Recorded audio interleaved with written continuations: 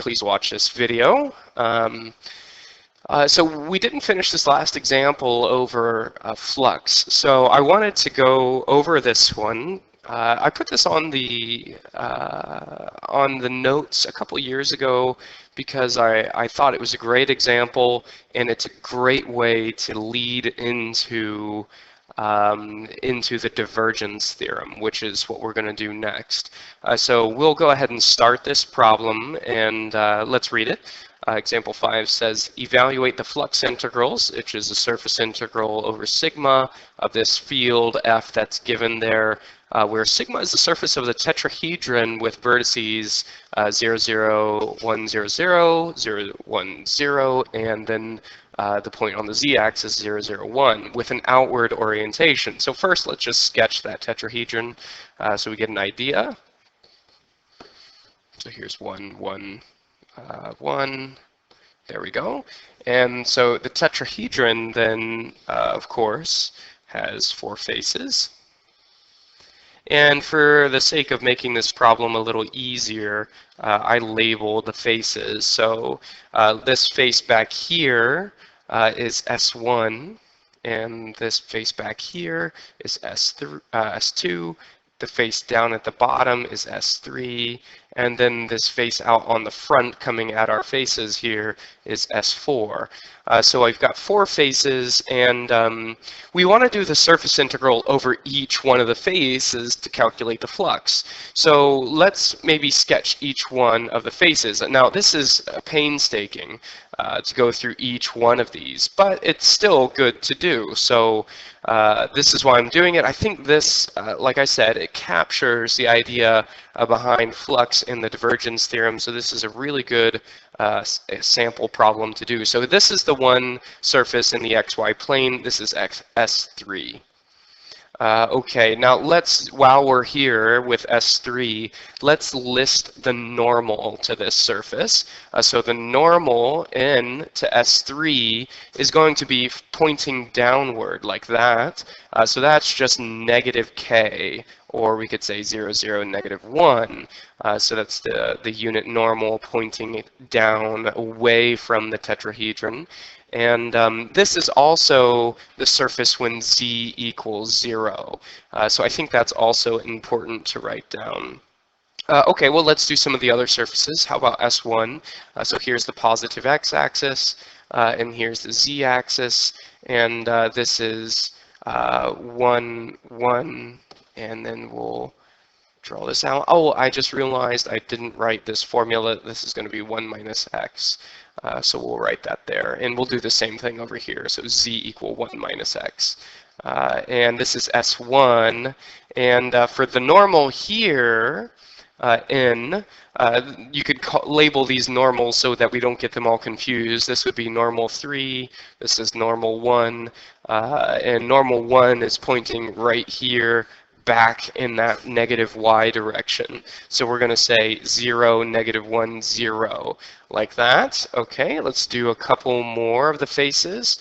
So which other faces do we have? Let's do y and z, like that. So here's 1, 1.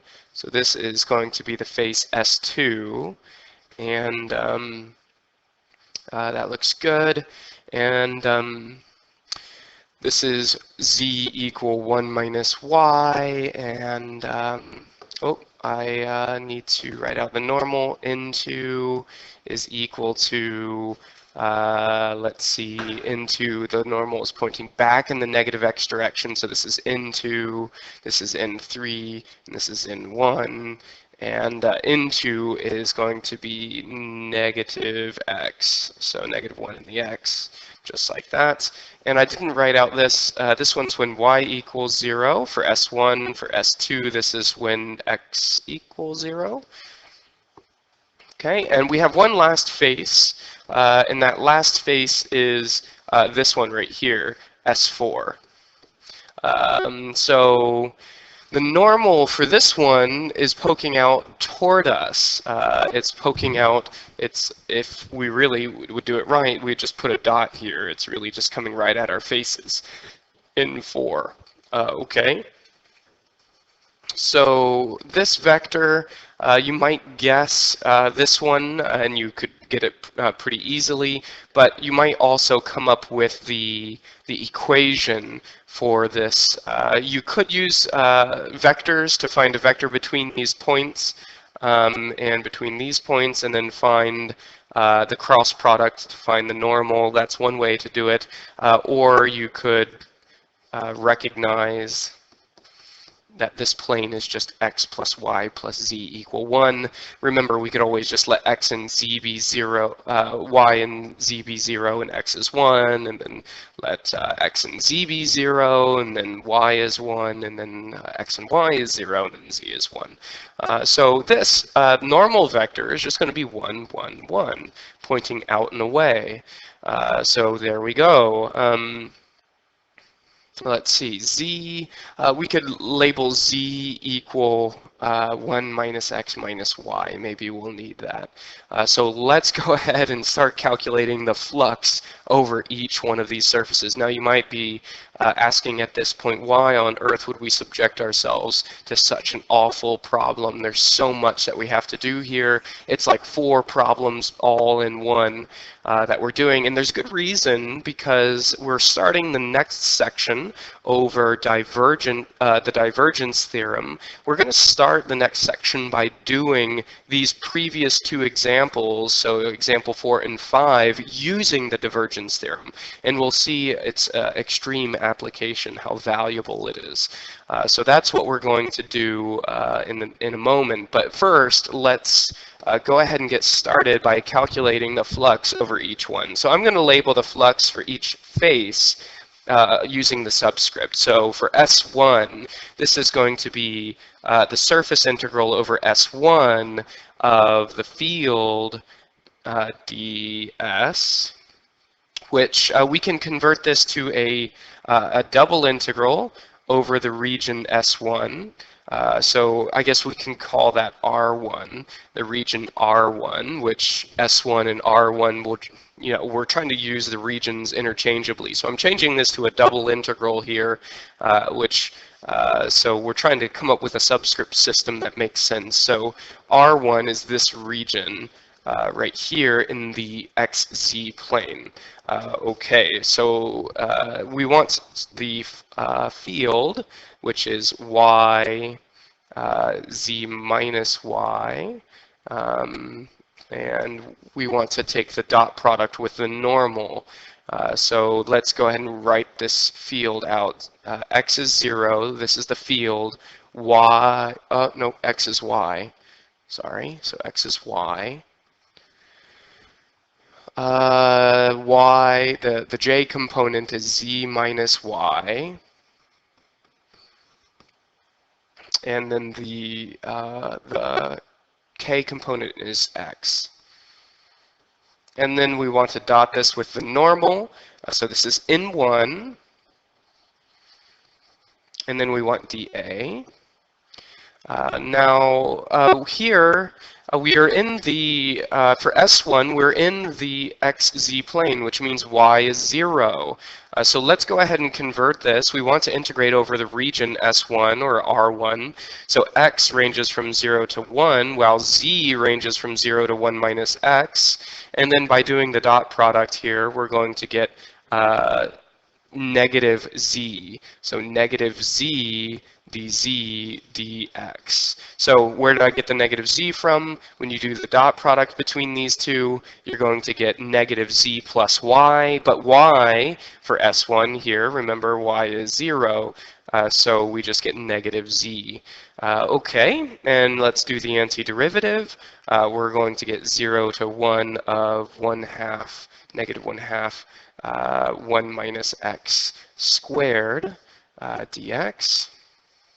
And if I do the antiderivative here, we are going to get the value of, let's see, if I do a u sub, I get negative 1, switches the bounds from negative 0 to negative 1, or negative 1 to 0 is what the bounds would be. And then we need a negative. So from 1 to 0, 1/2 u squared du. This is not entirely necessary, 1/6 u from 1 to 0, so this is going to be negative 1/6. Okay, so there's the flux for, I probably shouldn't box it, it's not my final answer. This is just the flux for S1, just for the bottom, or the back left face there. Now we have to do this 3 more times. All right, well, hopefully each one is pretty similar. I think that's what we'll see. So let's do S2 next. So I'll do flux 2. This is over S2, F dot ds. And now let's convert this to a region R2, and the region R2 is just going to be S2 here. So the region is in the YZ plane where x is 0. So let's go ahead and do that. So we want the field again, so y, z minus y, x dot. The normal, what was the normal for this one? Into is negative 1, 0, 0. And that's just going to give me negative y, so the double integral over R2. Let's go ahead and convert this to the bounds. We want y to range from 0 to 1, x to 0 to 1 minus y, I think is what we had, yep, for S2. And then it's going to be negative y, dz, dx, dy. And then let's section that off. So this is going to be z. You get negative yz, so you get negative y times 1 minus y dy, and then we're going to get negative 1/2 y squared plus 1/3 y cubed from 0 to 1. So if I plug in 1, I get negative 1/2 plus 1/3, which we're going to see here, that's going to be negative 1/6 again. So we get the same flux for S2.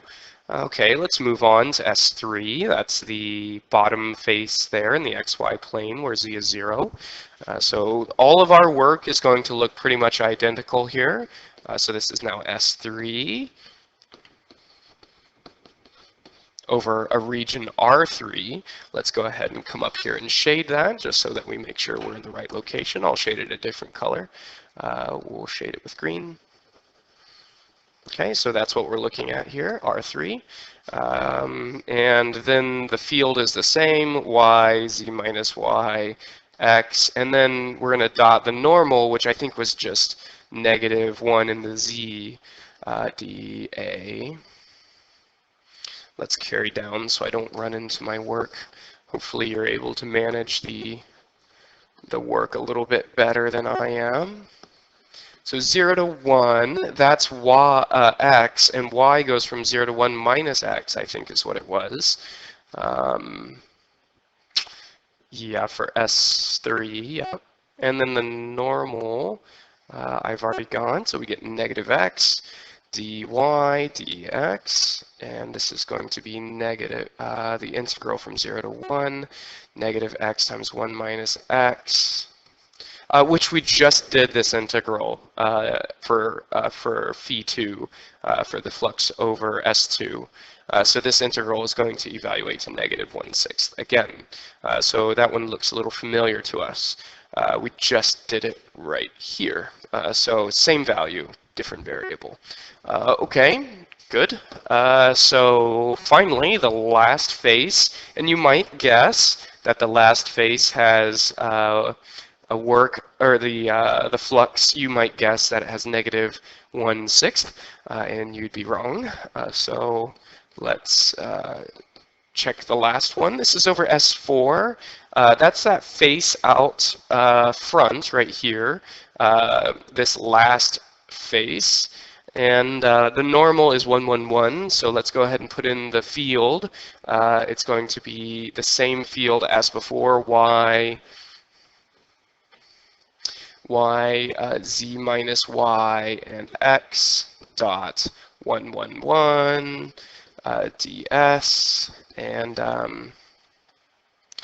then this is now, let's go ahead and write out our integral. So here we want to, the double integral is going to be over the base of this face. So it's over that region there that I've just highlighted, which it's going to basically have the same bounds as the S3 integral over there, because this is the line y equal 1 minus x. And so let's go ahead and do that. So this is going to go, x ranges from 0 to 1, y ranges from 0 to 1 minus x.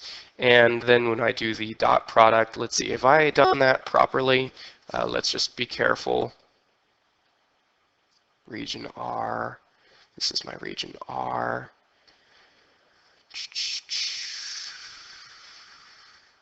Yeah, that's right, that's right. Something just felt fishy about that.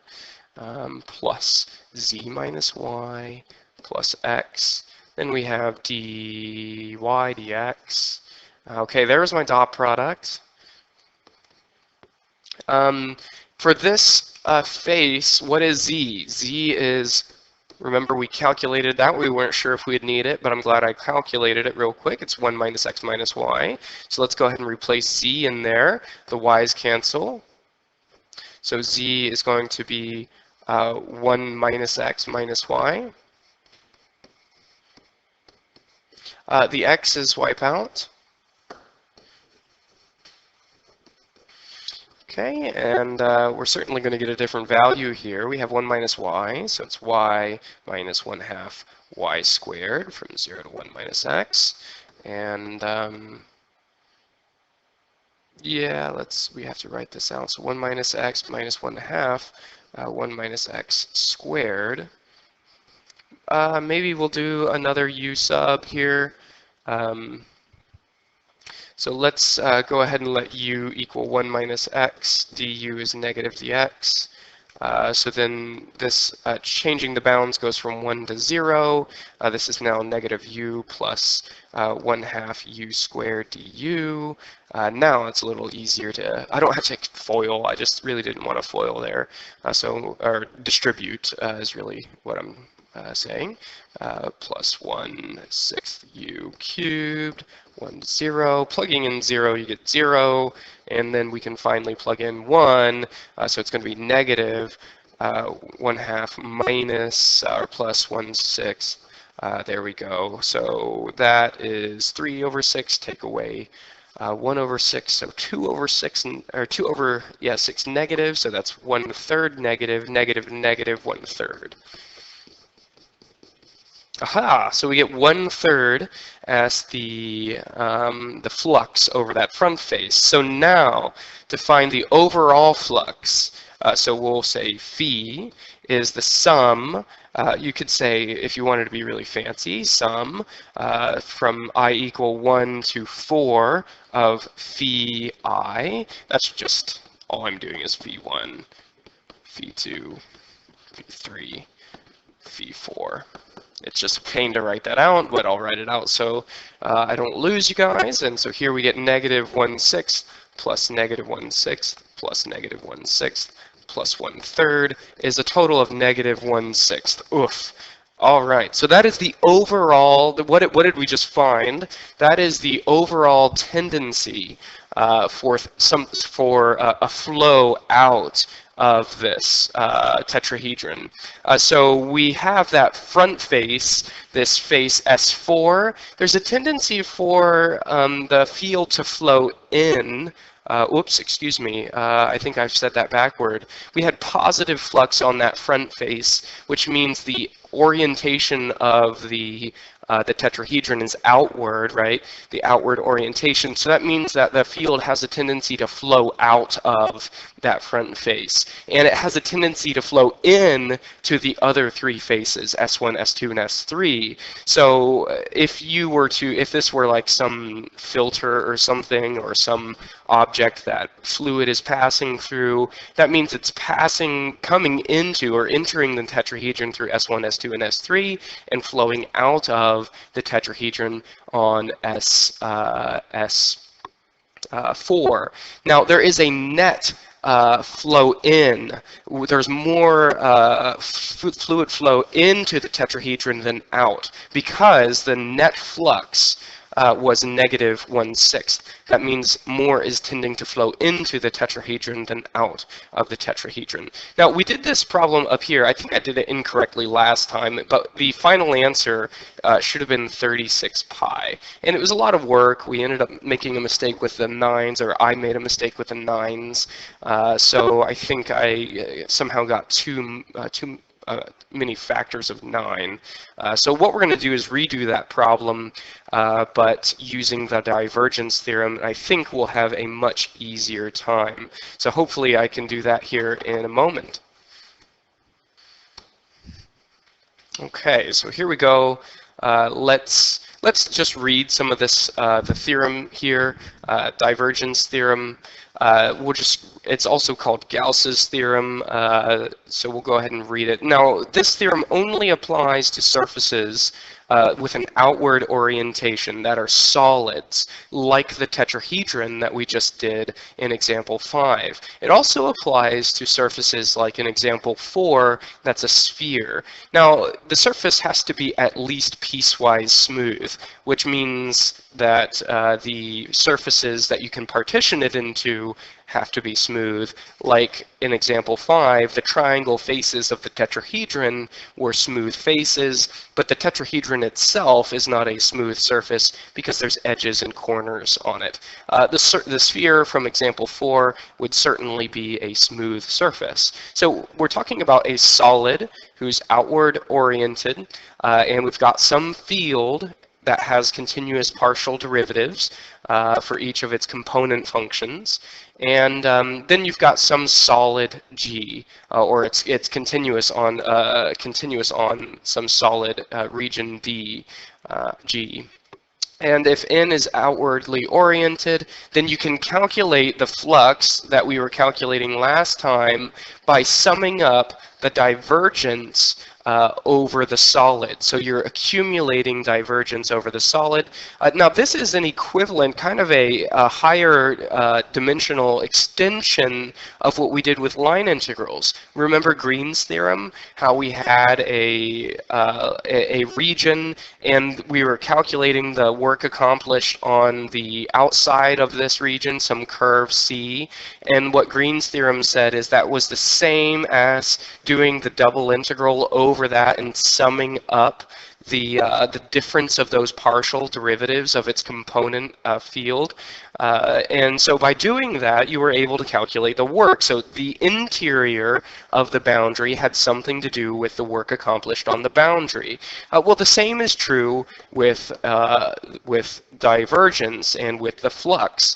So like example 5, we had that tetrahedron, and if we integrate using a triple integral over that tetrahedron and sum up the divergence, that is equivalent to what we did in example 5 by finding the flux on each one of these faces, all 4 of the faces. So that was a lot of work, but what we're going to see here is it's much, much easier to do by the divergence theorem.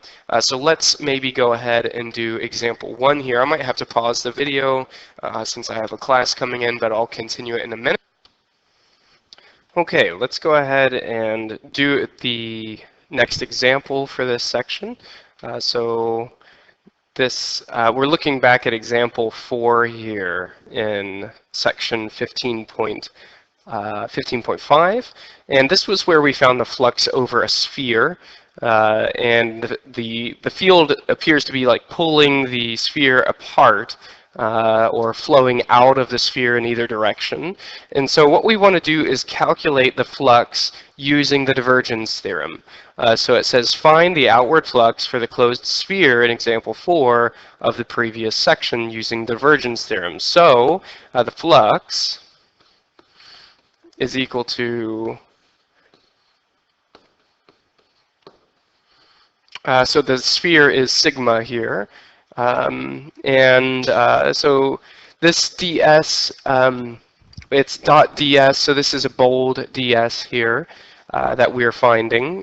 So if you remember, there's that subtle difference between ds lowercase or ds non-bold ds and then dot ds. So that was what we learned last time. This dot ds is when you're finding flux, which really is just I think there needs to be a ds here that I didn't write in, and so you can see that down here.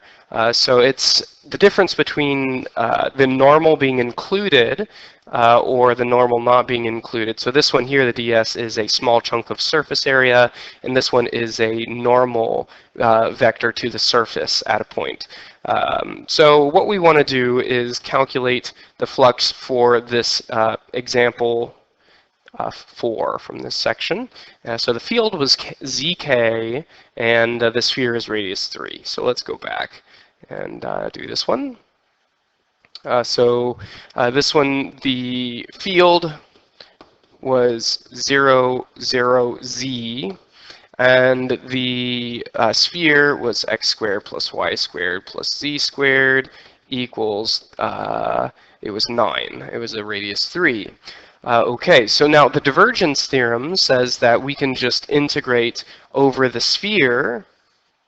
This is the triple integral, and here what I'm going to do is say g, where g is the solid sphere, so g is solid sphere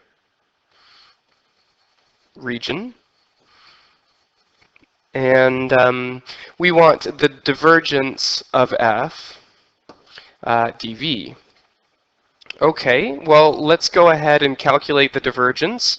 So the divergence of f is the partial of the x plus the partial of the y plus the partial of the z with respect to z. So we're just going to get 1 in this case. So this is going to be the integral. Now for the sphere, theta ranges from 0 to 2 pi, phi ranges from 0 to pi, and the radius from 0 to 3, and 1, dv is rho squared sine phi, d rho, d phi, d theta. And we can go ahead and do our antiderivatives. There's the theta antiderivative. Here is the phi antiderivative.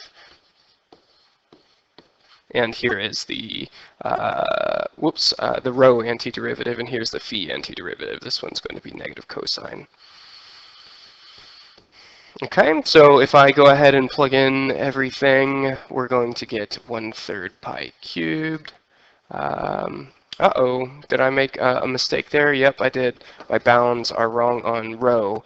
I threw in a pi. I thought pi cubed sounded a little strange. So this is going to be 3 cubed.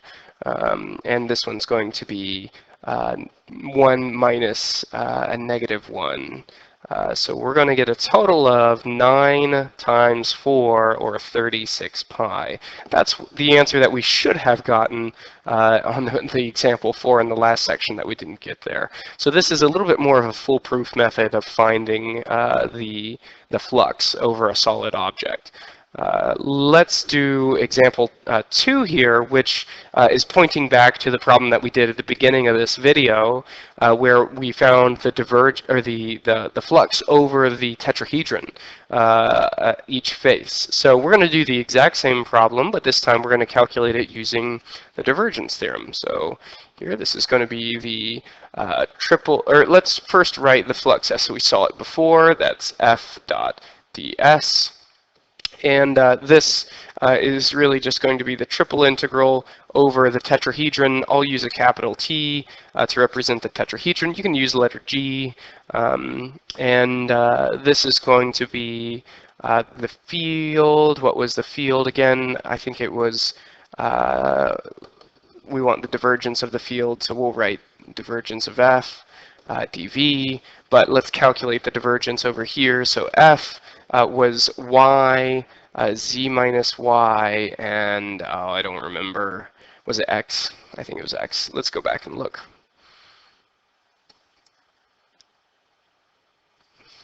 Here it is. The field is y, z minus y, and x. Yeah, that's right. Okay. So we've got the field. Let's do the divergence. That's going to be 0. Oops.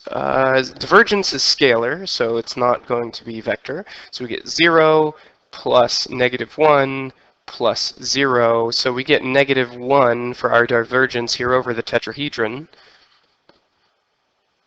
And it's -1 of the divergence is of the field. So what we're going to do is sum that -1 up over the tetrahedron.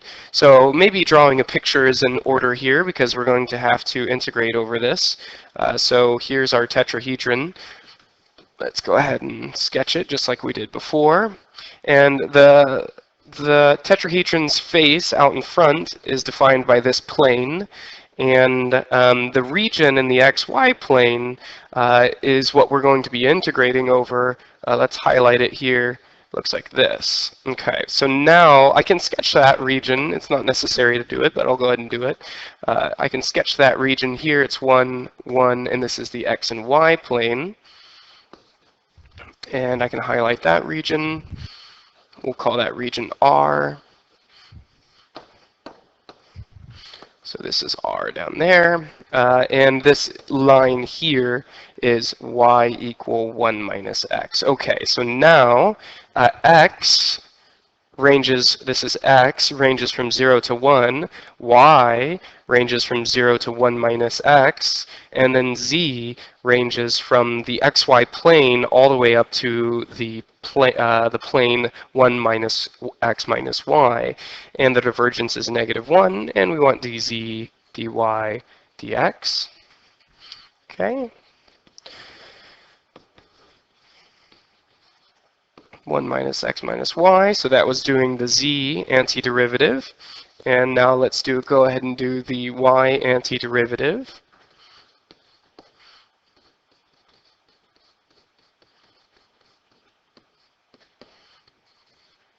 That's 1 minus x squared.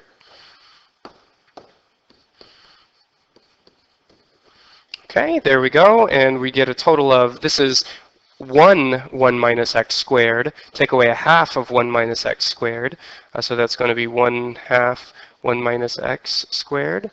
And then we can do a u sub. We've already done this u sub today.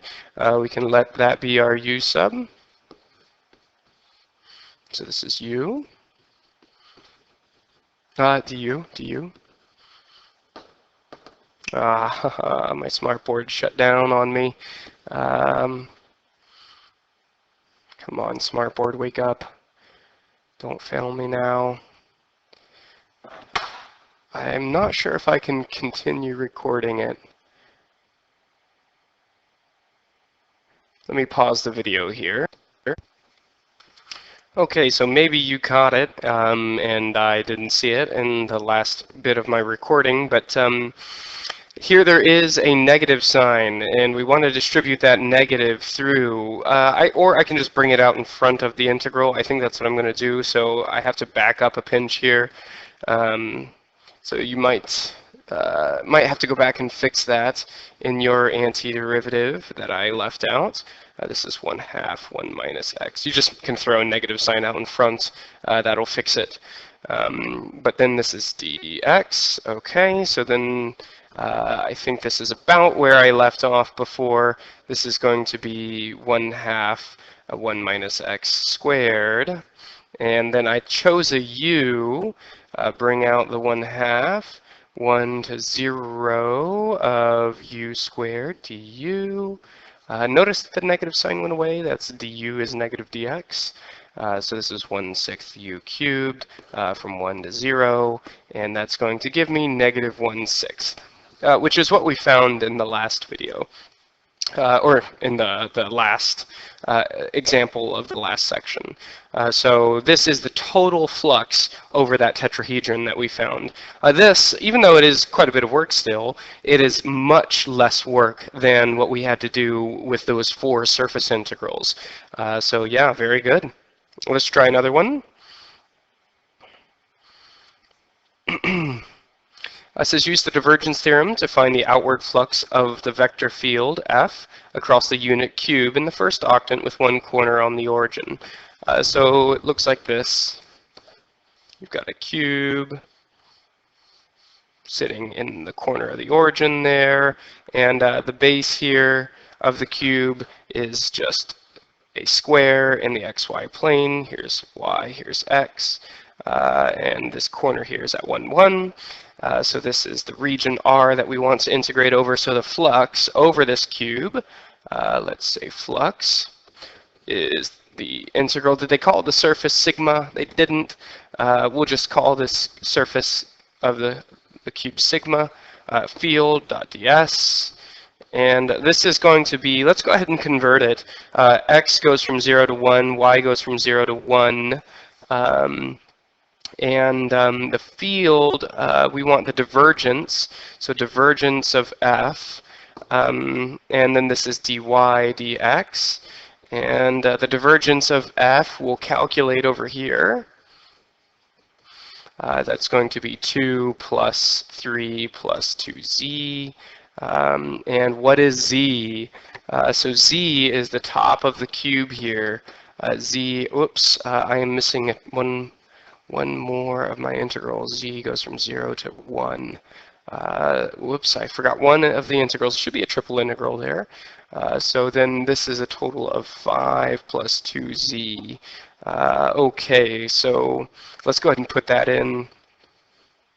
And we can go ahead and do the z antiderivative. So it's going to be just z squared. Forgot my dz. Dy dx. There we go. So this is z goes from 0 to 1.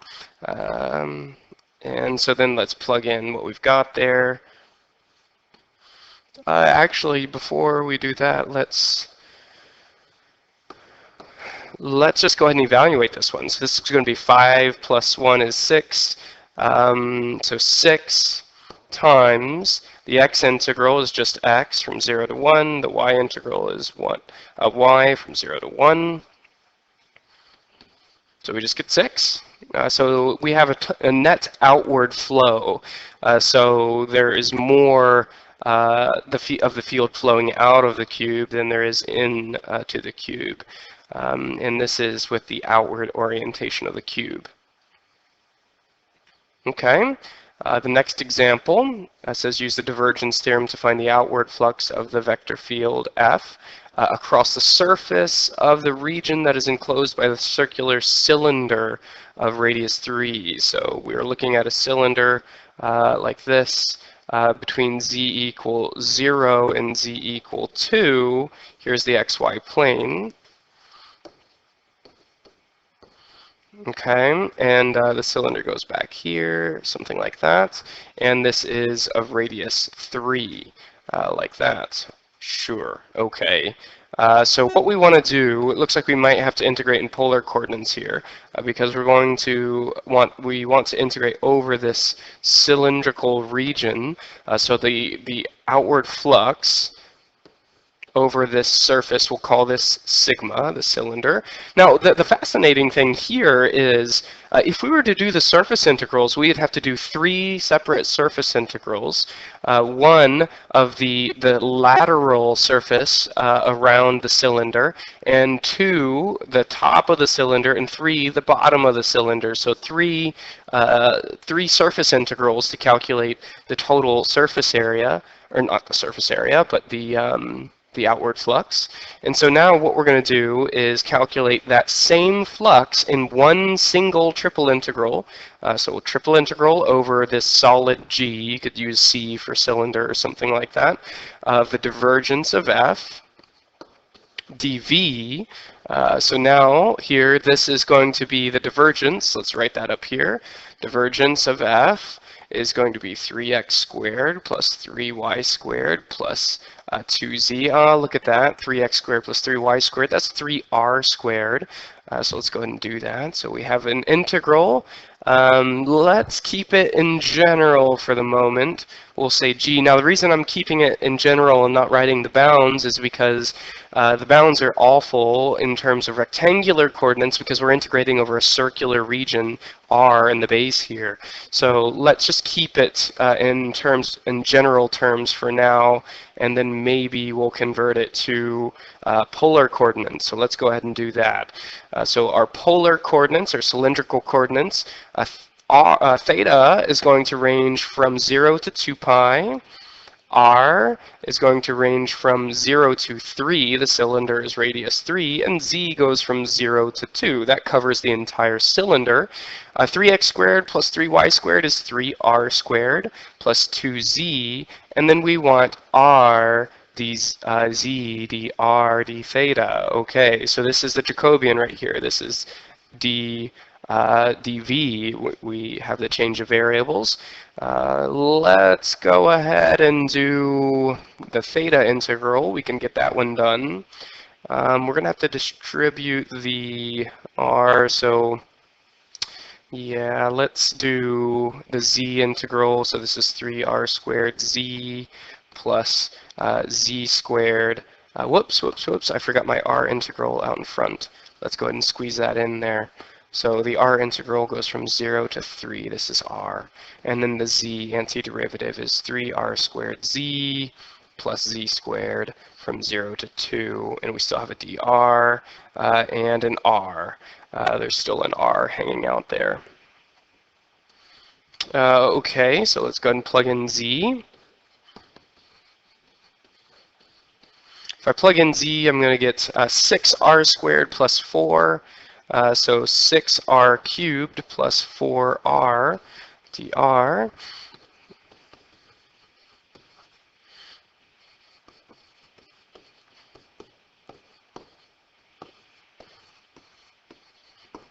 Okay, plug in R3 there. So I did the antiderivative.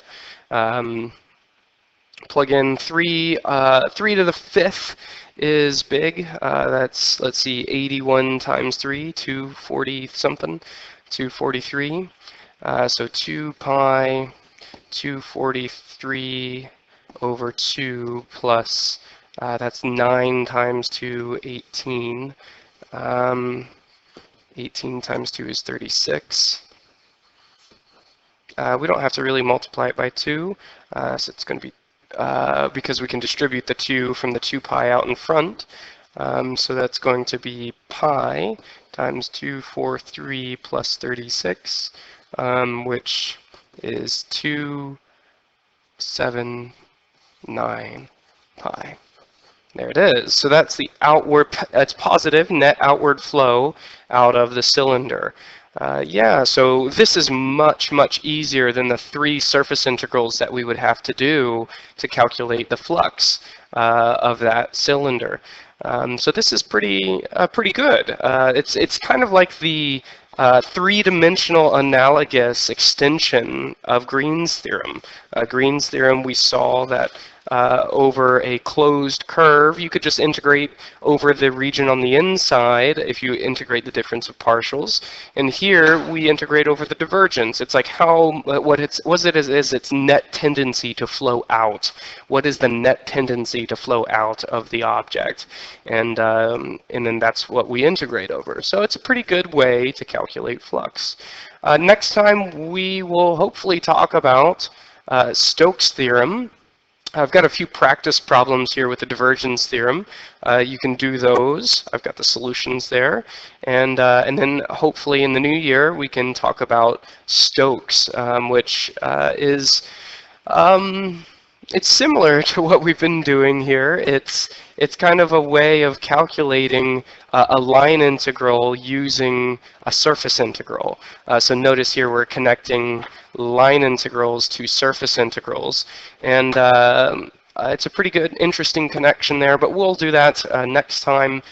So I think I'll stop the video here.